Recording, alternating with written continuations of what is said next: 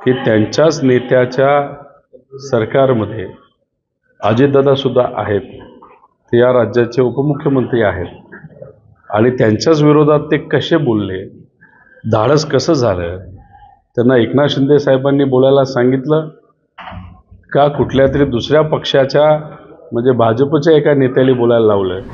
हे बघा, आता ते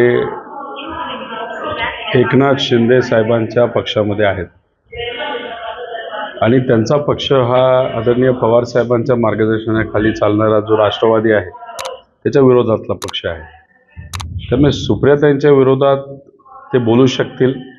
मुद्दा हा नाही की ते सुप्रियाताईंच्या विरोधात बोलले, मुद्दा हा आहे की त्यांच्याच नेत्याच्या सरकारमध्ये अजितदादा सुद्धा आहेत, ते या राज्याचे उपमुख्यमंत्री आहेत आणि त्यांच्याच विरोधात ते कसे बोलले, धाडस कसं झालं, त्यांना एकनाथ शिंदे साहेबांनी बोलायला सांगितलं का कुठल्या तरी दुसऱ्या पक्षाच्या म्हणजे भाजपच्या एका नेत्याला बोलायला लावलं आणि मुद्दामून एक वाद निर्माण व्हावा असा एक प्रयत्न होता का, असा प्रश्न निर्माण होतो. त्यामुळे त्याच्यावर जास्त बोलण्याची जरूरत आहे.